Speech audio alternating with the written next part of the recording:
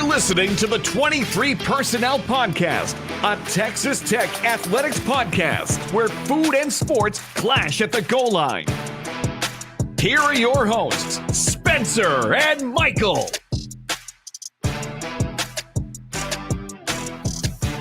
All right, what is up, everybody? Welcome back to another episode of the 23 Personnel Podcast. I'm your host, Spencer, joined by Michael. Michael, what's up, man? I'm reveling in a win. It's good to have a win. Kind of get some momentum, get some air in the sails. Air in the sails? Wind in the sails. Headed into this Baylor preview. How are you doing, man? Doing great, drying out. Yeah. You got something like 4 inches last night? 4 inches of rain? We had 3.2-ish. It was an adventure dropping the oldest off at school today. Yeah. It was still raining, but they were And dark. multiple intersections completely underwater. Like in our neighborhood, 4 or 5 inches deep. So it was fun. We made it. Went to the Django. It's built for this. It's our winter, not our winter. It's our wet weather vehicle because it sucks and everything else. It doesn't have AC and terrible gas mileage. So I was like, we can't take it anywhere. Well, Durango is notoriously known for its monsoon season. Well, there you go. I have no idea if that's true, but it sounds plausible. I just need to outfit this thing with like a snorkel, Mm-hmm. and then put like a 6-inch lift on it, some bigger off-road wheels and tires or something. Just having a special built vehicle to deal with the Lubbock weather. Is it 4-wheel drive? Nah. Well, it's all-wheel drive. Oh, sorry. Yeah, that's the classy version. I forget. Well, I was Four-wheel I was drive's corrected. just for us country boys. People. I was with the corrected all-wheel when drive. somebody asked me if it was 4-wheel drive. I said, yep. He's like, well, is it 4 wheels or all wheel? I was like, well, it's all wheel. All and it 4 has of them. 4 all 4 of them, wheels. buddy. They're turning I it was like, once. Yeah, but he felt the need to correct me on that. It's different. It's all-wheel drive. But you can select. You can drop it down to 2-wheel drive or 4-wheel low and 4-wheel lock is selectable, but Is it default because into all-wheel. Is it because it's an SUV that it gets a little bit more pretentious? I don't know. GMC started doing that too. I think a lot of their trucks are. Well, I have the all-wheel drive Sierra Denali AT 4600 elevation. Well, this was a 2004 Dodge Durango. Oh, okay. There's no pretension in this vehicle. At least not anymore. 20 years old. Still running. Anyways. Yeah, just barely. No, it's not just barely running. There are just a couple things like if I really wanted to keep the vehicle, I would fix, but I don't. Except for days like today when it was raining. Anyways, we're going to wrap up the Houston win one more time. Put a final wrap on it so we have some thoughts settled into our minds. Had a chance to watch some recaps, rewatch part of the game. I watched the first half tonight. Watched the press conferences, and I'm putting pieces together. I was like, oh, okay, I guess that makes sense. I don't know how much of it's accurate, and it's not CYA, but it makes sense. And then we'll get you a preview for this weekend's matchup with the Baylor Bears. You're on the road in Waco for a night game. Correct. Gold out. Bold gold. Gold is Rolled generous. gold. Yeah, rolled gold pretzels. mustard pretzels. That's what I'm seeing. Cheddar cheese pretzels. Those are actually pretty good. Cheese whiz. The cheese pretzels, pretty good. So yeah, we'll talk about those Snyder cheese, the pretzel bits. Well, this is like it's like the mini pretzel twists, but they're instead of mustard, it's cheese powdered flavoring on it. I'm sold. Oh, dots. No, not dots, but those are good too. Okay. It's like maybe Snyder's. So It didn't matter. We've already Devolved into our food section. we'll get you into our Baylor preview. I will tell you why my confidence is growing. Michael will bring us down to earth. He's already told me he's got something. He's bringing the pessimism this week and won't tell me what it is. I'm sorry. But I look around all the advanced metrics and stats and projections, and I have a hard time not feeling confident about this game. Besides it being on the road, that's my first hesitation until Michael's gonna burst that bubble. We do have a little note about basketball, and if you're a Rangers fan, congrats! They won today, Tuesday, 4-0 over the Rays, the Devil Rays. A little bit of throwback on their uniforms today. 1 win away from making the divisional series. They got bumped to wild card because they couldn't win one last game in Seattle. So they really needed a 163 game season.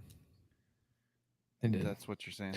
I had an Astros friend text me this graphic that showed how many days the Houston Astros were in first in the AL West and how many the Rangers had. You want to just venture a guess how many days the Rangers were in first place in the AL West? Okay, let's see. It's 6 months. 120 days. 159 days in first place. You know how many days Houston was in first place? Well, because I forget who's in their division. So it's not the rest of them. I'll say 12. 24. 159 to 24. And all that mattered was day number last. The last day. 180-ish. Anyways, playoff baseball is here. Rangers are participating in playoff baseball for the first time in a while. Our Josh Young got the scoring kicked off today on a sacrifice fly. So, doing the Lord's work. Yeah, I was gonna say something else. It's fine. We'll do that, and then we'll wrap this up with what we learned. So, Michael, let's jump into football. I'm ready. Head on over to the oblong ball of choice here, and do this thing, man. So this past weekend, y'all know, everybody knows, Texas Tech won. Hooray. But one big, right? Like we were expecting close game, and it was. First half was close. You had a touchdown lead going into halftime. But you ended up winning by 3 touchdowns. You had 2 special team scores in the first half, which led to the first half being even weirder than like it just, the first half was strange all the way around. You look at it like time of possession, number of plays, possessions, everything favored Houston. Explosive plays, efficient drives, whatever you want to call it. Special teams kept you in it. They actually did more than that. They helped. They had you a lead at halftime. You were 3 for 3 on possessions that ended in touchdowns. Houston was 4 for 5. Well, sorry, they had 6 total possessions if you count that last, 47-second drive, whatever it was, to end the half. That ended with a field goal attempt. The only other drive they didn't score on was when you forced the punt and you blocked it. So it was looking like it was going to be a high-scoring game. I did not have great hopes for how the second half was going to go based on how the first half defense looked. But Tim DeRuyter came out and said afterwards, like, hey, we realized, going into the game that our game plan wasn't like it may have worked, but we decided we're gonna ditch it. We're gonna switch things up. We're gonna try to get after the quarterback a little bit more. Because he admitted like the history that they have, the notes they have on Donovan Smith wasn't so much that like you can pressure him into something and to make him bad decisions. You just have to sit back and let him throw into coverage. And that's what they did. And in the first half is they wanted to play coverage and sit back and see if Smith would throw him the ball. Smith played lights out. Like it was best game of his career, maybe, or at least from what I've seen as a Texas Tech fan. It was fantastic for him. And Druder's like, yeah, we're if we continue to sit back, he's going to continue to carve us up, and we like our chances if we can do like what any quarterback. If you get pressure on them, their decision making skills diminish. You aren't relying on many seconds of coverage, where in most quarterback and receiver combinations can find holes somewhere if you let them sit there long enough. So you started bringing a little bit more pressure, and you started seeing the Houston offense return to earth. We talked about it on Saturday. Like their yards per play was like cut in half, if not more. So.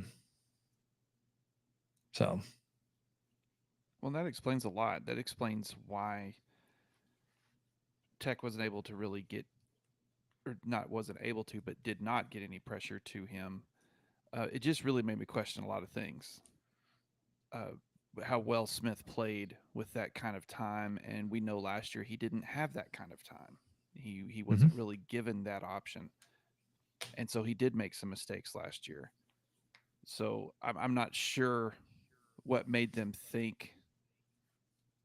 Maybe they thought they were better at offensive line than they were last year, or they forgot they had Tyree Wilson, or I don't know what made them think. Oh yeah, let's just let this guy throw on us all day. Because when he does have that time, like against Murray State or whatever, he's going to have like 3 incompletions and have a heck of a game. But it was an interesting experiment that didn't work well. And back to what you were saying with this is where I'm bringing the Debbie Downer this week. Those 2 special teams touchdowns. Without that, Tech would have been down at half. They could have, in theory, won the game, but it would have been really ugly. I mean, who knows, though? They might have gotten at least one more possession in the first half. Might have been able to score because they were running the ball really well. I would like to apologize, even though I don't think I've ever said anything about Cameron Valdez that implied this in any way, but I just feel like I should throw it out there. I didn't realize how fast he was. I just feel like I owe him an apology for not realizing it. I never said anything derogatory or anything in the opposite or anything referencing his speed whatsoever. But my goodness, that's a fast guy. So I just think that, yeah, Tech might have still made it a game, but it would not have, or not might have still made it a game. They would have made it a game, but it just would have been different. And those special teams touchdowns really were opportunistic. Special. Yes. And unexpected. And, what a return. We talked about this on the instant reaction. At least twice I was thinking, why didn't we fair catch this ball? As Dre McCray was taking it to the house in front of my very eyes. So I know we can't rely on that, although he has proven to just get better every week in the return game. I'm looking back at the game and kind of seeing. I didn't want to go through the instant reaction, but having let it marinate a little bit, I'm thinking, okay, there were a couple things that really went Tech's way. That had they not, this might have been a different outcome, or at least just a different game.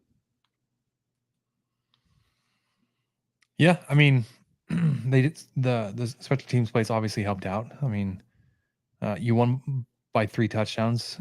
So if you were to take 2 of those away, you don't know how the game would have shaken out. How that would have affected game planning, and if there were pressure, momentum swings on the like if it would have been more of a game throughout the second half, because it felt like you went by 10 in the second half. It was, or not 10. When you went up that second score into the second half, it was like, this kind of feels like it's over. Yes. And then the way you just kind of your defense slowed them down, and then your offense was just effective moving the ball on the ground, and And no, it was great. Loved it. You were a great facsimile of a good Kansas State team. You know, you committed to the run game. You didn't beat yourself. You had very few penalties. You were great on special teams. You avoided the mistakes. You did what you were good at, and you were good on special teams. Correct. It's very Bill Snyder-esque. It was. That's a great comparison. And It wasn't even mine. I stole that. Okay, It was my brother. It's a good compliment to a football team. For sure. Going back through, I just again like was even more impressed by Taj Brooks's play. I love that man. And to your point, Valdez, so it's also pretty great. You know, he threw in another 100 yards on his own. And it was just like his runs, Valdez's runs were like a breath of fresh air. Like it came at just the perfect time when he would like the defense was settling in, or Brooks was slowing down just a little bit. Sprinkled in a little Cameron Valdez, and like it's a deadly 1-2 punch. And I don't like rub it in the guy's face, but that Loic Fungi touchdown where he threw the back shoulder fade and the corner fell. The corner was Alex Hogan. Oof. I didn't realize that. Texas Tech transfer. Yeah. Did not realize that. Well, it's just stating a fact. That's all. Yeah, I'm just saying he was the corner that fell. We talked about the special teams on the return. I saw it live happen, and I only picked up one of it actually. But when I watched the replay tonight, there were 2 blocks that had me giddy, Michael. 4th string tight end Jaden York was excited about a couple of blocks. Yeah, well, let me tell you, man. Let me tell you why. Jaden York and Drew Hokut, not only were they like locked in on their guys, but they buried them. Like as McCray was running past them, like as McCray was approaching them, they were finishing these blocks into the turf. Hokut even slowed up another defender too. Like as he was taking his guy down, there was another defender that was kind of trailing him, and then he had to, adjust his path, whatever, get around him. It's fantastic. Love to see it. Was this Perry's Super Bowl? Was it Fungi Super Bowl? No, I don't know. It was great to see. I mean, I don't like returning kicks. We talked about that a whole lot last year. Just how much field position you were costing yourself by not fair catching. And you take this kick, 2 yards deep in the end zone, and you're right there on the sideline, and then you get bottled up at the 10 or 12. It's like, man, really should have taken the fair catch there. But the punt block, man, that had to be something they saw in film or something. Because Houston rolls out with 3 linemen. Then they have their 3 blockers in front of the punter. And they have like 4 gunners, but they're set up wide like they're receivers or something. Texas Tech, you put 6 guys on the line. So it's on the line at 6 versus 3, but then you've got 3 more blockers ahead of the punter. You get 4 guys through of your 6. Or 2 guys that are there on the line that kind of hang back with the long snapper and one of the linemen, because all 3 of them the Houston Cougar players up front on the line just take off downfield. And so then you're left, you've got 4 of your gunners, your blockers, heading towards their protection, their punter protection wall, whatever you want to call that group. I don't even know what they're called. So it's 4-on-3. Fungi just steps around him. McCray gets past his guy. Like, he was in position too. So Fungi gets a hand on the punt, and then you've got, Fungi, McCray gets back there. Sparkman, I think, was also back there. You had 3 receivers all around the ball with a punter who had no idea what the heck was going on after the punt was blocked. It was going to be bad all the way around. So I would like to think that, like, that was schemed in there, that they saw something from Houston, like, hey, if they're going to run this punt formation, like, they're obviously going to try to get down there and cover the kick. You have a great opportunity to block it without it really looking like you're bringing a lot of pressure, right? Like, you lined up, it was a 6-on-6 scheme, right? You sent 4 through against their 3. So it's a great thing to see. So yeah, maybe it was a Perry Super Bowl, but it's big time. I want to talk about the defense though for a second, Michael. Before he left the game a little bit early, Dadrian Taylor-Demerson, Rabbit, was playing out of his mind, dude. He was flying, and this is not new for him. This is not something that's even new this season. He's been grabbing the attention of like next level scouts, because you'll be seeing it from scouting services talking about what a great safety and the speed, the vision, and the ferocity he hits with. When he was on the field for Tech this weekend, like, all of it was on display. He was one of the best tacklers you had out there. He was taking guys down in space, flying around and just absolutely hammering guys. We talked about the halftime adjustment. They decided, Drew decided he's going to bring a little more pressure, force Donovan to be a little bit more mobile, I guess. We knew he was going to. He didn't have the greatest pocket presence, so either you're going to force him into taking some sacks because he doesn't feel the pressure, or if he had improvement on that aspect of his game, he's going to be rolling around a lot, cutting down on the field, and trying to throw on the run.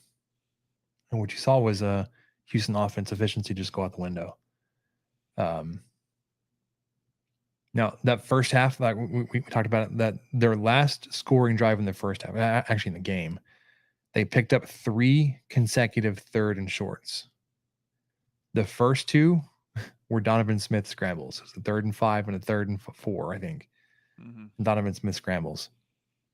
And then you get to a 3rd and 1, and like DeRuyter's like, he's like, I know it's coming.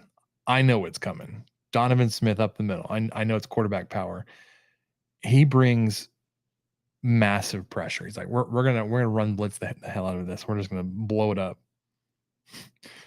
Smith takes a step back and throws to a receiver who has not caught. That was his first career touchdown. Was like on an all-out blitz on a 3rd and short that went 41 yards. So I appreciate the risk that DeRuyter takes on those at times. Yeah. But he in Laramie, he kind of whiffed on that, on that 2-point conversion. Was it the 2-point conversion or the touchdown in double OT? It doesn't matter. I just feel like there's been a handful of times, and it's just like going forward on 4th down on offense and not getting it. You're going to remember the ones that you didn't get.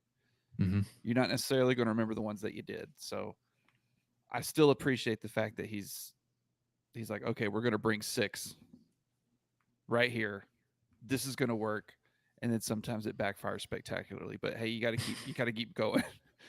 Don't change your philosophy because of that one time necessarily. Just, all right, okay, we'll bring 6 again later, and they won't be ready for it then.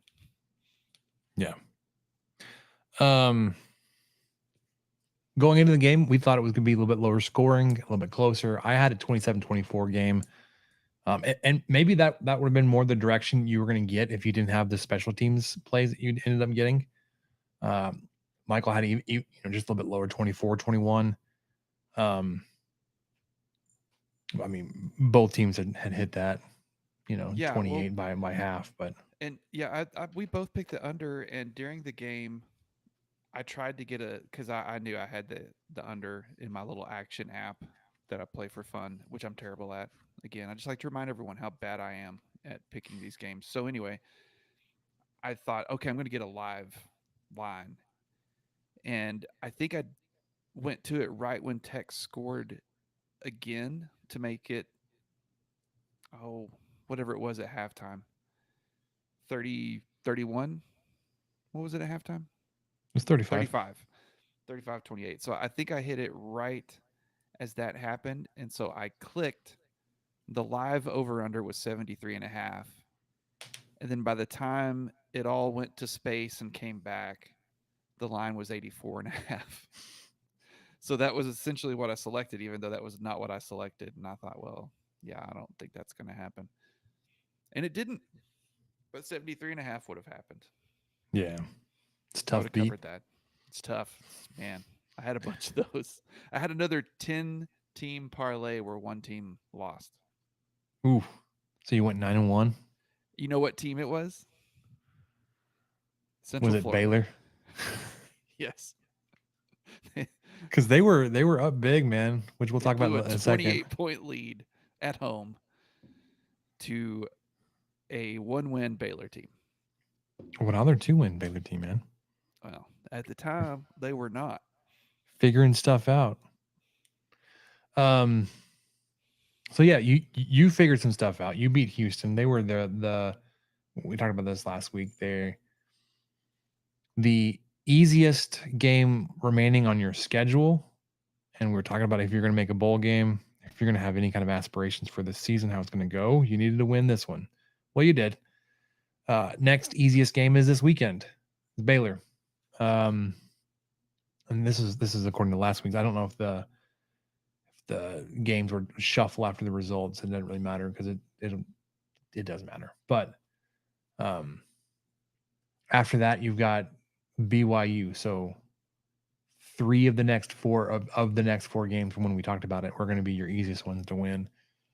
And at the time, it was looking like a tall task. I think looking ahead at Baylor, I think you got a great opportunity here. Michael, I think, is a little bit more pessimistic. Excuse me. He's a little bit more realistic. How about that? Possibly.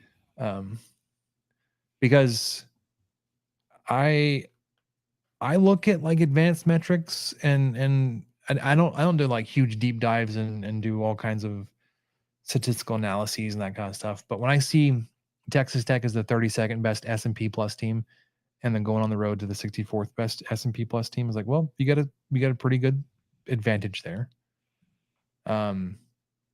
Your defense, 49th, is better than their 57th ranked offense. Your 22nd ranked offense is better than their 68th ranked defense. You're on the road, and here's the caveat here: you haven't played well on the road. You haven't played well on the road, really, for much of McGuire's tenure here. You've won games on the road, but you haven't even played well on the road. You got beat pretty bad by Baylor last year, and it was a combination of maybe just being too up for the game against his former team and just a really bad matchup, X's and O's wise. But I think, I think you got a shot, especially if you're committing to running the ball. Michael, it's in your screen name tonight on Riverside. It's going to be here in the stats, but like, they have a terrible rush defense, Michael. Yes, they do. Terrible. They are asking you to give them a huge dose of Taj Brooks and Cameron Valdez this weekend. Please RTDB is RTDB what they're saying. All right. So into the Baylor offense. We'll start there as we always do. They are led by redshirt junior quarterback Blake Shapen. It does appear he's back and will be playing this weekend. He did play a little bit last weekend. Or he did play last weekend, taking over for Sawyer Robertson. So Robertson has more yards, but Shapen is going to be your starter going forward as long as he's healthy. But he is completing 65% of his passes, only 65 attempts so far on this season. Just under 600 yards, 3 touchdowns. No interceptions, Michael. You've got that highlighted. No interceptions. I do, because we spoiled previous no interception West Virginia quarterbacks. Now, who's QB2 at Baylor? Sawyer Robertson? Mm-hmm. Well, he had 4. Okay, so it's not like Baylor hasn't thrown an interception yet this year as a team, but Shapen has not. So I am kind of licking my chops at that. I feel like this is, I know it's only his 3rd game to play in. He wasn't able to finish Texas State when he went down with the knee injury, but I'm thinking we pick him off. It's going to happen. Manifest it. Make it so. Speak it. He's got 13 carries so far on the season, 38 yards, but 2 of those 13 carries are touchdowns. So he's played in 2 games, Texas State and UCF. This will be game number 3, assuming his didn't re-injure it or something happens this week. On the ground, they're led by Richard Reese. Y'all remember him from last year. He's a sophomore. A little guy, 5'9", 180. 45 carries on the season, 235, 5.0 yards per carry. 2 touchdowns. They've got Oklahoma State transfer Dominic Richardson, 6'1", 205, 46 carries for 212, 4.3 yards per carry, no touchdowns. And then freshman running back Dawson Pendergrass, biggest of the bunch, 6'2", 215, 35 carries, 167 yards, just under 5 yards per carry himself, another 2 touchdowns. Of Pendergrass's 35 carries, though, Michael saw this, 21 of those came against Long Island. Yeah, I mean, I So felt he's like, not heavily used. right. I feel like he's worth mentioning because I believe in the last 2 games against Texas and UCF, he had 6 or 7 carries, I believe, in each of those games. But yeah, the vast majority of what he's amassed so far was against Long Island.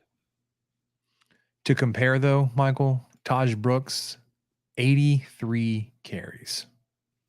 Ooh. The Baylor running backs combined for 91. The first 2 combined for 91. And quick math, 447 yards. Brooks has 518. Jeez. So 83 carries, 518 yards, 6.2 yards per carry, and 3 touchdowns. So while we know Reese is talented, we know Dominic Richardson's talented, and we know Baylor's pretty good at setting up their run game, it just hasn't started yet. I would say part of that would be a product of their scheduling, but like we point out, they played Long Island, they have played Texas, but they also played Texas State, and they got whipped pretty bad by the Bearcats. No, Bobcats. Pretty sure. Bobcats. Yeah. When Shapen puts it in the air, he's looking at Monterey Baldwin. Junior, 5'9", 170 guy, 12 receptions, 278 yards, 23.2 yards per catch, and a touchdown. A great deal of that, Michael. 7 catches, 150 yards, came against UCF. Yeah. So he's coming on a little bit late. Agree. But yeah, he's a guy that doesn't seem like they found him much before, and probably a lot of that was with Shapen being out. So I imagine with Shapen being back, they're going to be looking for Baldwin. Yep. He is, this is something you found, which I think is fascinating. One of only 2 players to catch a touchdown this year. Correct. Baldwin, and then a tight end, Drake Dabney. But other receivers you need to be looking out for. Keytron Jackson is a junior, 6'3", 210, 14 catches, 228 yards, just over 16 yards per catch. And Hal Presley, 6'2", 196, 14 catches, 198 yards, 14 yards per catch. But when they get down close to the goal line, the red zone, Michael, they've got one guy in mind, Drake Dabney, 6'5", 250, 12 catches, 172 yards, 14.3 yards per catch, but 3 touchdowns. Baylor's got 4 passing touchdowns in the season, which sounds ridiculous this far into the season. 3 of them have gone to this one guy, Drake Dabney. Yeah, might keep an eye on him when you get close to the end zone there. And like I'm not throwing shade, but maybe don't put a freshman linebacker on Dabney. Just a thought here. Not even Roberts? I haven't liked Roberts in pass coverage yet. I'm not Okay. saying he's going to be bad. I just think maybe you lean on some experience. Maybe you double him up. Maybe you put Roberts and a safety on him. Seems fair. Make him throw it to 5'9" Monterey Baldwin. Something else I found, Michael, when they get into the red zone, the Baylor offense is only converting 65% of those trips into points. Not even touchdowns, into points. Ooh. So 1 out of every 3 trips into the red zone so far this season they've come away empty. To compare, Texas Tech, while not first in the country, I would say maybe even average, Texas Tech is converting 87% of red zone trips into points. So 9 out of every 10 for Tech, 2 out of every 3 for Baylor. Maybe that's something to look forward to. If Baylor's able to move the ball, clamp it down in the red zone, maybe where you're gonna make the difference here. Offensively for Baylor, 270 yards through the air per game, 7.3 yards per attempt. Which both of those numbers are greater than what the Texas Tech defense allows. Texas Tech's allowing 227 and 6.2 yards per attempt. So imagine somewhere in the middle there. Baylor runs 142 yards per game at 3.9 yards per carry. Texas Tech is giving up 148 yards per game on 4 yards per carry. So that's pretty much right on with what we've seen. Baylor is converting 41% of their third downs, 56% of their fourth downs. Very similarly, Texas Tech defense is allowing teams to convert 44% of third downs and 56% of fourth downs. Baylor scores 23 points per game. Texas Tech is allowing 25 points per game. Yeah, those are really, really close. And one thing else I'd like to dive into just a little bit is 4th down conversions. I was just curious about this, so I started looking it up. And I know that last year Baylor and West Virginia and Tech were kind of the 3 big dogs and going for it on 4th down. And so as far as Big 12 is concerned, that's still the case, but also, I mean, Tech's 2nd or 3rd, I think, in attempts. So as well as Texas Tech has done this year on 4th down attempts and on offense, they are 11 of 15. They're 73% on the year. 15 attempts is not that high anymore. TCU has 16. Baylor has 16, which we just went over. They're 9 of 16 on 4th down attempts at 56%. Texas Tech's 73% is 2nd in the conference, only to Oklahoma, who's 7 of 8. But yeah, Cincinnati has 14 attempts. West Virginia has 18. They are the current leader with the number of attempts. Houston has 12. So this is kind of what I thought was going to start happening. Last year we were already seeing it. Tech was getting more of the publicity for it, mainly because they boosted their stats so well in the bowl game, I think. But the 4th downs, instead of there just being 3 teams really kind of trying to utilize that 4th down more often, it seems. I mean, Texas has gone for it 10 times too. But so if you just take the teams that have gone for it 12 or more times, you have 1, 2, 3, 4, 5, 6, 7, or 6 of the teams in the Big 12 right now. All that to say, Baylor doesn't seem as successful when they do it. And Tech's defense seems pretty successful stopping it. So I hope that won't be a factor, but I just would expect them to probably go for it a little more than, I guess, the other half of the league will. It seems to be just kind of where things are headed. Yeah, last season you were attempting just over 4 fourth down attempts per game. This year you're right at 3 attempts per game. And we talked on that a little bit earlier this season. Your early down offensive success hasn't really set you up in position to attempt a lot of fourth downs. You've had a lot of fourth and longs. The situation hasn't dictated that you're going for it as much so far this season. So I don't know how to have that weigh into consideration, but your attempts so far are down. I think a lot of that has to do with your early down offense. So speaking about Texas Tech offense, 22nd ranked S&P plus offense, a huge jump up from last week, 32nd to 22nd. Because what, Michael, you were committed to relying on what works. Funny how that works out, right?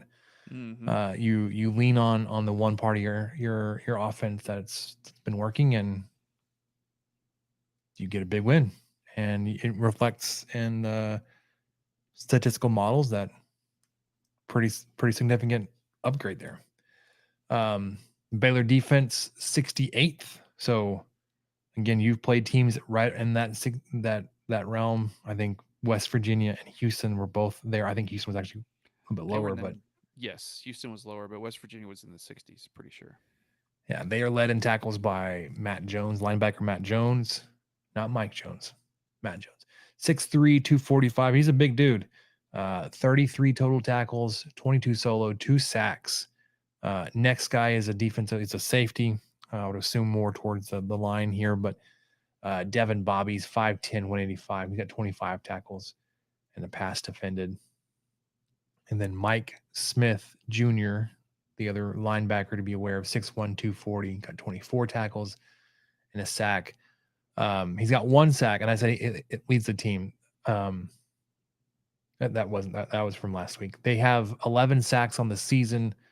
They've got 3 guys that have 2, and then 1, 2, 3, 5 guys that have 1. So it's not like they've got a pass rush specialist you need to be aware of, or they're bringing pressure from one guy specifically. It's more of a balanced attack there on who's getting to the quarterback.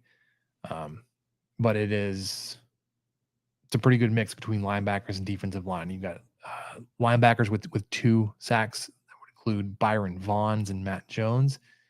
And then defensive lineman TJ Franklin. And then the guys with 1 is defensive lineman named Cooper Lance, Mike Smith, defensive line Gabe Hall, defensive line Trey Wilson.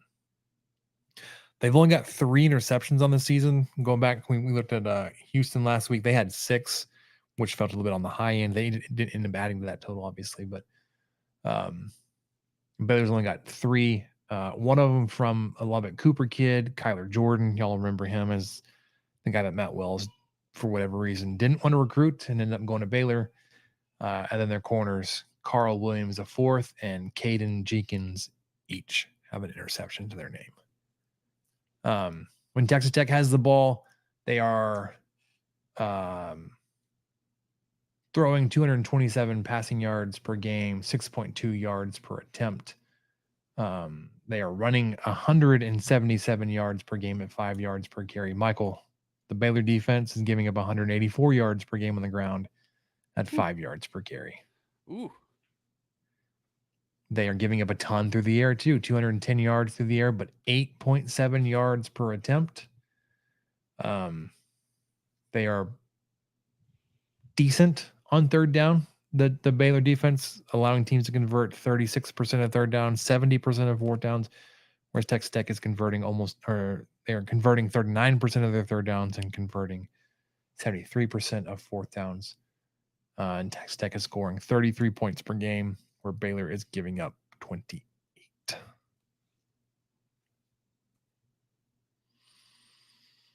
If you follow Stats of War, Parker Fleming, the preview on this heavily favors Texas Tech. If you look at all the team EPA margin stuff for Baylor, it's all in the red, which means um, they're bottom quintile, I guess. If it's dark blue is the top, light blue, white, light red, dark red. That is 5. Yeah. I can count, Michael. Of course you can. Majority of their stats here are in the dark red. They've got a handful of light red. 1, 2, 3, 4, 5, 6, 7 total in the white, and just 1 in the blue. It's a light blue. It's their echo rate, which is just how where is that? Measure of quality possessions and opportunity creation. So how many other drives are quality possessions? Whereas Texas Tech, not bad in the echo rate, which is the one I think a statistical advantage that one of the big ones that Baylor has over Tech here. But the rest of them, Tech has 2 in the dark red versus, I don't even counting, Baylor has 1, 2, 3, 4, 5, 6, 7, 8, 9, 10, 11, 12, 17. Texas Tech has 1, 2, 3, 4 in the dark blue, which means they are in the top quintile of that, including EPA per rush, which is expected points added per rush. Again, got a pretty good rushing game. Versus their EPA rush, they are 85th in the country. You are 5th. EPA per passing play, Texas Tech is 73rd, which is white, which is just in the middle there. Baylor is dark red, 104th, bottom 20%.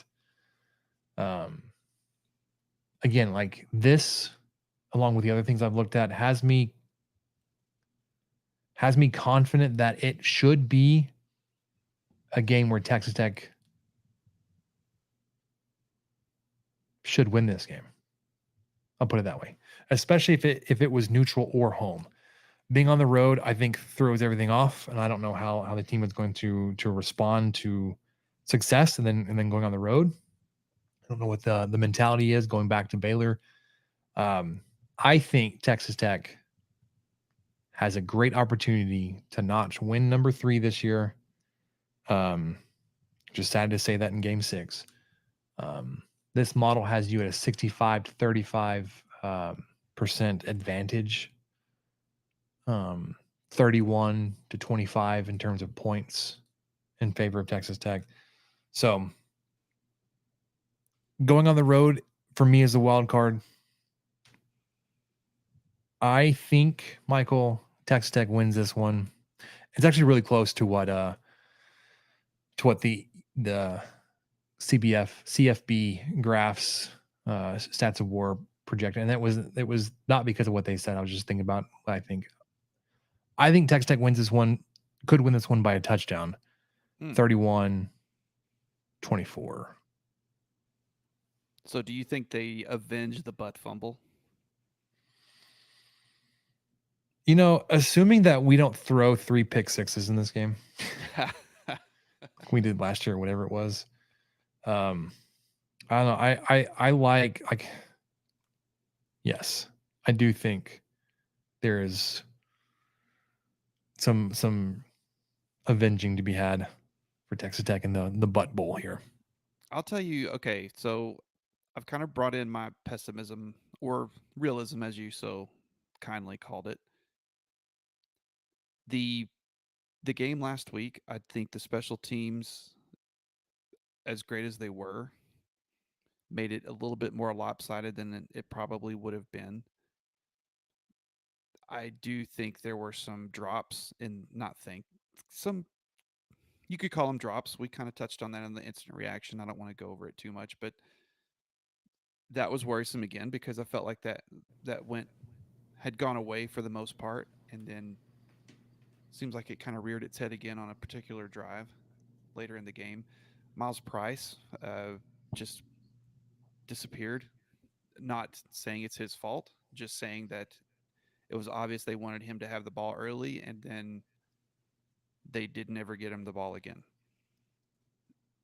So I'm unsure what the game plan's going to be. I would love to see Tech run the ball, but I'm kind of worried that Kitley might see a healthy Morton this week with a better shoulder and feel like, well, we've got to go throw it 50 times. But hopefully not. Hopefully not. So there's all sorts of things running through my head thinking, okay, last week we had one penalty and it was on a wide receiver for a false start. I mean, I don't think that's going to happen again. We had 2 special teams touchdowns. We didn't turn the ball over. I don't want any of these things to happen, but I just feel like they probably will. And Sure. another thing that you alluded to earlier was the issue winning away games. After the West Virginia game, I was pretty sad. I was pretty down. So I went to the record books. And do you want to know Texas Tech's last 2 road wins, Spencer? One of them was November 19th, 2022 versus an Iowa State team that finished 4-8. And Tech barely beat them. I think it was like 14-10 or something. To be fair though, Michael, Texas Tech has had a hard time, and not just Texas Tech. Iowa State defenses have given Texas Tech fits for several years. Sure. So sure. A bad team, like even with their limitations on offense, their defenses have been pretty good. When they combine a good defense with the offense they've had a few years ago with Purdy, Montgomery, their giant receivers, sorry, not receivers, their tight ends they were pretty good. But yeah, getting a win against Iowa State was good, but it was a 4-8 team, sure. So previous to that, was it 2017? No. It wasn't that. Okay. Bad. But the away game previous to that was last a win. It was Kansas, wasn't it? Yes, October 16th, 2021 versus a Kansas team that finished 2-10. So yeah. I'm skeptical about this team's ability to win on the road. Can I point something else out though, Michael? Yes, please. Help me. If Baylor's bad, you could get a win here on the road and they could go 3-9, 4-8. You say Baylor is bad, but they just scored 26 points on the road in a conference game. Okay. Their defense is bad. Their defense is bad. Let's put it that way. It is, but it slowed down UCF just enough. Now, I don't think they did themselves any favors. I tried to go back through and realize what really happened there, but there were some turnovers. I know that they're still without their starting quarterback. Yeah. Yeah, the quarterback threw a very obvious, and I forget what you call that, but when you pass the line of scrimmage and throw a pass, I think he did that on a 3rd down or something, and it really cost him. Kind of late in the game when they were driving or trying to keep Baylor from the comeback. So as bad as Baylor has been, to do what they did on Saturday is really something, and kind of puts the fear of God in me a little bit. So all that to say, I'm picking Baylor to win. Okay. 28-24. I'm taking the under. I do think Baylor will cover based off what I've seen here. I don't think it'll be pretty. I think both teams are going to, I hope both teams run the ball quite a bit. But there just could be a chance that Baylor's going to have just enough defensive momentum from last week to try to slow down this Tech offense, or Tech tries to outsmart themselves and not hand the ball off to Taj Brooks every 3rd play, or whatever they should really do. Okay. I won't hold it against you, Michael. Okay, thank you. All right, you look around the rest of the Big 12 real quick? Yeah, let's do it. All right, Kansas State on the road at Oklahoma State. They are 11.5-point favorites so far right now. 6:30 kickoff on Friday night. Interesting, another edition of Friday Night Lights. I don't think this game will be that close. I don't think so either. Kansas State seems like a lock despite it being at Stillwater, but Stillwater seems like such a, I don't know, they're in turmoil right now. And I think they're playing with a lot more to lose than Kansas State is. Now, I think Kansas State has a head coach who understands that, and Oklahoma State does not. I think Gundy seems pretty impervious to any sort of dysfunction that might be going on with his team. Impervious? That's not right. Imperceptive? Yeah. I was for as long as Gundy's been there, he seems to be one of the most unstable head coaches. At least his situation is a little rocky. All right. Cotton Bowl, Oklahoma, Texas. Texas is just about a touchdown favorite here. 11 a.m. on ABC. Interesting to see this one this year because of both teams, how they've done so far. They're both exceeding outside expectations, I guess, at least up to this point in the season. Is Texas for real? Is Oklahoma for real? Does it really matter to the rest of the Big 12? Probably not. But I don't know what to think about this game. I'll be interested to see the outcome, but just the nature of this game and the history, I would say Oklahoma covers this. I agree. It's not. This game can be such an anomaly because we've seen both teams just kind of fall off a cliff after playing this game, or vice versa. Come in with 2 losses or something, and then just pull off a crazy quote unquote upset at the time. So I'm with you though. I don't want to slight Texas because I'm starting to think they are pretty darn good. Mm-hmm. And I'm not 100% sure Oklahoma is, but still, this is just a weird game. I think I'd take Oklahoma plus 6.5. Yep.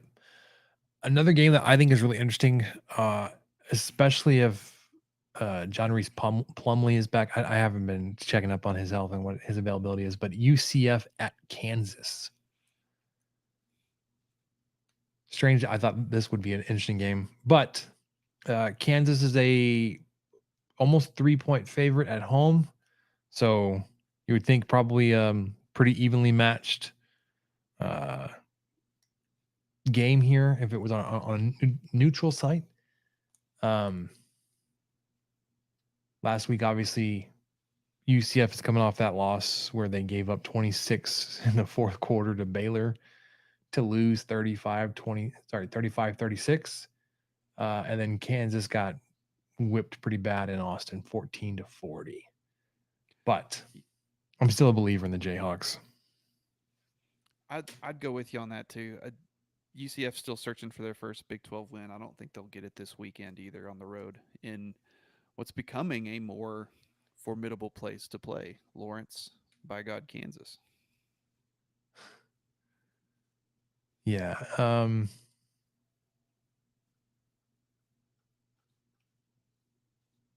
Texas Tech. They're at Kansas this year, aren't they? Yes. Yeah, it's not good. So, yeah, so give me Kansas here. TCU on the road in Ames take on Iowa State. They are about a touchdown favorite, 6.5 points. Iowa State, this is one of those games where I have no interest in and no feel for whatsoever. Is TCU good? Is Iowa State terrible? Are they good enough to keep it close? I mean, they just lost by 30. Probably not good. So Well, they allowed a not great Oklahoma State team to score 27 on them at home. Of course, Iowa State won that game a couple weeks ago, but they lost to Iowa. yeah, They lost to which Ohio. but they always lose to Iowa. Always. I forgot. I think I looked at that. They're like 1-11 or something of the recent ones. It's really one-sided. It's like Tech versus OU with last year as an exception. But I would take Texas Christian on this just because I don't think Iowa State's as bad as everyone thought they were going to be, but TCU's better. And they lost a close one at home against West Virginia. Maybe West Virginia's a little better than everybody thought, or they're just tougher. Or Neil Brown's coaching for his job. Who knows? Yeah, who knows? And then BYU, Cincinnati, Houston, and West Virginia are all on a bye week this week. The Texas Tech Kansas State game time was announced. You'll get another nighttime game, 6 p.m. next weekend. Correct. Hosting the Wildcats. Homecoming. So one of your toughest games left, but it is at home. So you get that, and it's a night game. And if your offense continues to trend the way it is, maybe you can reduce possessions. This may be like one of those everybody's just playing to hold on to the ball type games. All right, basketball. Michael, you found this note. Big 12 is considering a 20-game conference schedule next season, 24-25. So not this upcoming season, but next year's. What are your My initial thought is that's a heck of a lot of games, especially in a conference as tough as the Big 12. Which also reminded me when we talk about the schedule, the Big 12 schedule, what was it, last week or the week before? We talk about how just difficult everything is. That may come from a perspective of just if every game on your schedule is tough, maybe you're just not that good. And I don't mean to discredit the rest of the Big 12 because the Big 12 is strong and you could still be a good to decent team and still struggle in the Big 12 because it's just that loaded top to bottom. But putting 2 more conference games on the calendar for the following season, man, that sounds rough. Well, I like it on the surface. I would like to see how it's implemented, but on the surface, I like it for 2 reasons. One, there's now going to be 16 stinking teams in this conference. Mm-hmm. And so there's no way that you can do a home and home round robin. That's just completely out the window. But the more conference games you play, the more chances you get to play Arizona State or Arizona or, any of the newer guys being added in, Colorado, Utah. So you get more of a chance to get those guys on your schedule, have them come here, have fans interested. Oh man, how often does Arizona State come to Lubbock? Very, very, very rarely, but it's about to become a more common thing. So I think that's exciting and good for the league, and just kind of good for the fans. The other thing I hope, this is where I'm kind of wondering how it's implemented. I'm wondering if adding these 2 games will drop off 2 of the Charmin Soft cupcakes that we're typically seeing on these schedules. I don't think anyone would miss those 93 to 47 games that you get in the death of December. I don't think anyone's going to really miss those. So I'm hoping that this would kind of eliminate 2 of those as opposed to, Vanderbilt or, just as opposed to a team with a pedigree or a Big East team or, some of the interesting guys that you've put on the schedule in the last few years. Yeah. That's what I'm hoping. We still have the same amount of games, but these 2 conference games replace, no offense to Jackson State, but wasn't that who that was last year? That and like Eastern Washington. Yeah. Yeah, I agree with you as long as you're not replacing your early season tournament type appearances with these, and you're knocking off Nicholls State or whatever off your schedule.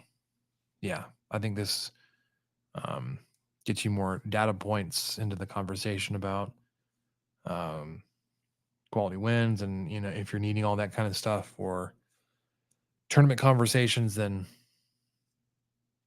dropping off your quad 4 games for conference games. I'm all for that. Oh yeah. All right. Looking at our preseason tracker, Michael, I did pick up a win. Again, I am still in line with the Texas Tech win total. I am 2-3 on this season. We both predicted the Houston game correctly. Preseason, we both had this as a win for against Baylor. So I don't know how to feel with our changes here mid-season, but at least preseason, I had it marked down as a win, and it's gonna suck for you, Michael, when you project a loss that we end up winning. So I'll be thrilled. I'll be thrilled to be disappointed that that I was incorrect. yeah, you ready to wrap this up and get to what do we learn?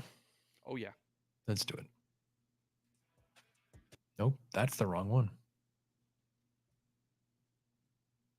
What do we learn, Palmer? I don't know, sir. I don't know either. All right, Michael, what did we learn? I learned that any time of the year is a good time of the year for your wife to buy and cook a spiral sliced ham. Heck yeah, man. Just phenomenal. I mean, I didn't know how bad I wanted that. She made that on Sunday night. She has this glaze that she always does, and I think she got one on sale or something. I don't know. I don't know what sparked her to do it, but we had spiral sliced ham. We had Hawaiian rolls, so where you can make your little ham sliders. Mm-hmm. Had some mac and cheese on the side. Were y'all looking to celebrate some Canadian Thanksgiving? That's what it sounds like you were preparing for. What day is like that a this holiday. year? Yeah. No, we're not celebrating Easter early or late or anything. This was just what she cooked on Sunday, and it was excellent. And I just wanted to just share that to all of you out there. If you just haven't had a spiral sliced ham in a while, there's no reason you can't just go do it now. Go find one. Enjoy. Have leftover sandwiches for a few days. You could make a ham salad later if you want. What's a ham salad? It's like tuna salad, but with ham. Or like chicken salad. You never had that before? No. It's like ham and mayo and other stuff. Oh, I don't even know what the hell's in it. But now I need it. Need this in my life. Our non-mayo listeners are just dry heaving right now. Sorry, everyone. This is a pro mayo podcast. It is usually. It usually is. Duke's mayo usually. We usually go with whichever one looks like Hellman's, but isn't. Best brand, best choice, best name choice brand. Blue Plate? I don't know. It's blue and yellow. Oh, okay. I had something here. I didn't write it down, so I'm spacing on it. So, learning the hard way, Michael. I had a long-term prescription refill that I waited till I had 2 days left. Yeah. To call into the mail order pharmacy that we as employees of my organization are encouraged to use, and it still says that order's in progress. Like, well, I kind of need it tomorrow. It's not like it's not life or death. This is my acid reducer, my proton pump inhibitor, or whatever they call those PPIs. So I don't have my protonics for tomorrow. I have to go back to omeprazole. Make sure I don't get the terrible heartburn. But Sheesh. stay on top of your medicines, guys. Make sure Yeah, you're that's paying attention. a good tool to learn. We've also been eating the heck out of some pulled pork, and it's been fantastic. I told you last time we did pulled pork, we used your injection, but we substituted apple juice for pineapple juice. Went back to apple juice. It was good, way better with apple juice. Okay, because It I was is really tempted to noticeable. do pineapple juice until you told me all that, and I thought, okay, maybe I should just stick with what I'm doing because I always change something, and then I wonder why it wasn't as good as last time. So Samantha's actually beginning. He's like, you always change something about a recipe. Like you never follow the recipe the same way. It's like, I know, I'm always tinkering. And she's like, but the people already tinkered. They already figured it out. I was like, yeah, for them. But you're smarter than them. That's the difference. Well, it's not that I think I'm smarter or like I'm a better cook, but like our tastes are different. And I Yeah, know that's true. pineapple goes well. So like I tried it and I was like, no, it's fine. It's apple's just better. That's all. But so we made it for the family this weekend. So I actually did two different ones, or I did two pork butts. And my in-laws wanted to provide and help provide some of the meat. So they brought over one of those 2 packs of pork tenderloin. I was like, what's this? She's like, oh, it's for pulled pork this week. And I was like, I what mean, do you want me to do with this? it's not for like, pulled pork, but it'll eat. Just yeah, these are fantastic, but like, I'm not gonna this is smoke great. this to death and then try to shred it. Shred this really lean cut of tenderloin. And then I heard something even more that just took me back. So my father-in-law, well, okay, so most of y'all know that I'm LDS, and we all sorry, not all of us.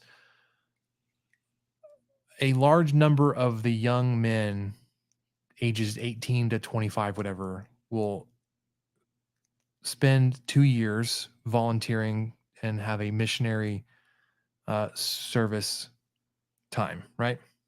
Mhm. So my father-in-law, on his missionary service trip, he served in Mexico. Speaks Spanish and still fluent in it. It's actually kind of impressive. But he picked up a lot of Mexican dishes that he added to his repertoire for when he came back and whatever. One of them he likes to make all the time is pozole, which as we're getting into fall and colder weather, like I'm all about it. But going back to the pork tenderloin, like when I told him I couldn't use it for pulled pork, like, oh, that's fine. We'll keep it for pozole. I was like, oh my gosh. And then I remember they will shred the pork. I was like, that's why it's always tasted funny, because they never use a good cut of pork. Look, they use the wrong cut of pork. Yeah, I was about to say. I mean, pork tenderloin. It's excellent. It's Oh, one of it's my favorite things to do. yeah, to smoke and grill or reverse sear, like all kinds of Yes. things, but not to blast it in the crock pot and then shred it. I don't So know how well it shreds. It just, you know what? it's not My like wife did one. She did one a while back, and it accidentally shredded. Like it was the first time she'd ever done one, and it was a different recipe, but it had balsamic vinegar in it, and so we think maybe that broke it down more than we expected. So when she went to cut it, she did this one in the crock pot, but we've done them on the grill, we've done them on the smoker, we've done them in air fryer, oven, all sorts of different ways, but she just did this version in the crock pot and it did actually shred. And so I put it on, I made sandwiches out of it. It was pretty good, but it was kind of dry because it wasn't really meant to do that. You know? Yeah. The way that we get it is it's like it does shred, and it's not like pulled pork shred. They're like an inch long. Yeah. Little ribbons, fibers, like tiny fibers of the muscle when it breaks down. It's like, this is when you consider it's going into a soup, like smaller pieces are probably fine. But when he told me that they were going to use it for pozole, I was like, oh no, you need to grill these things, man. Yeah, let me take here. Let me do this for you. I almost Yeah. I almost cooked him for him and just brought him back cooked. Like, you guys eat this, whatever. It's Yeah. not pulled pork. You guys can eat this whenever. But I did that for my mom. We had how they have a pack of 2 or whatever, mhm. and so my mom had surgery recently, and so we had 2 pork tenderloins. I cooked one for us. I cooked one for her, and we took that. And Allison had made some sides, and just took that to mom, just the whole thing, so that she could just slice it up. And I mean, it. I don't know. It's such a versatile meat, but man, it's just not made for shredding like that. No, we the past few times I've done it, I've reverse seared it on the grill. Like, I've just like put an indirect on the grill and then seared it off really quickly. And Yeah. we've served it with that avocado lime dressing or whatever that we found, Mhm. and it is phenomenal. See, the 2 that I They're did, so good. I didn't sear them at the end. That was really. They tasted great, but I should have seared them. They needed that extra bit of texture. For some reason, I was just too enamored with keeping my Weber at the right temperature and just having it indirectly cooked, kind of smokeddish a little bit. Mm-hmm. Totally should have seared it. I don't know why I didn't, but it was still good. Okay, one more thing. You brought it up, and I just remembered it when when Samantha was pregnant with Hayden, so our now 3-year-old, she bought this little branding kit that you would put into a grill or whatever, and then you can brand food with it, Mm-hmm. and you can customize whatever it's going to say. We did that, and the fire got too hot and melted some of the branding stuff, and Gosh. messed up the opening at the bottom of my Weber. So not like the handle that controls it at the bottom. If it says it's closed and you actually look into it, it's not actually closed. So like that alignment is off. Ever since then, I've not even tried to cook at a certain temperature in the Weber. I'm just like, it's just a direct heat grill, or like it'll be indirect, but not at I'm not holding at 275 or 350 or it's whatever. One, because if I were to do that, I like to have the top vent away from the fire so it draws the heat over, but that puts the thermometer right over the fire. So it's like, I don't know what Yes. the temperature is in there. Yes. Besides, right above it, it says it's 500 degrees. I know it's that's not always accurate. So Yeah, I just kind of go by feel. If I'm gonna cook something a little bit longer, or I know that it needs to be 300-ish instead of 400-ish, I close the bottom vents about halfway, and then I just think, okay, that's all I can do. I just temp it. I just temp the meat. That was it. And so I was so focused on the temps on those 2 tenderloins that once they reached temp, I pulled them, and I didn't factor in searing. I didn't factor in any of that, and I should have 10 or 15 degrees to go. I should have put them directly over the coals just for a few minutes each side, and then let them rest, and probably would have been just fine. Ugh. Love pork tenderloin though. If It's that's good. all you get out of this little segment here, pork tenderloin's good for grilling, for This searing. has been all pork talk, ham and tenderloin and butt talk. That's what we are, man. Bowl. Pork butt bowl. It is the butt bowl. So that'll do it for us on the 23 Personnel Podcast, getting you ready for the Baylor game this weekend. Hoping for a good outcome on the road. We'll be back Saturday evening for our instant reaction. For Michael, I'm Spencer. Catch you next time. Thank you for listening to the 23 Personnel Podcast. Help us out by subscribing, rating the show, and leaving a review. Follow us on Twitter at 23personnel, Spencer at Punt Suck, and Michael at Michael_LBK. Be sure to catch the next episode. And until then, guns up and let the tortillas fly.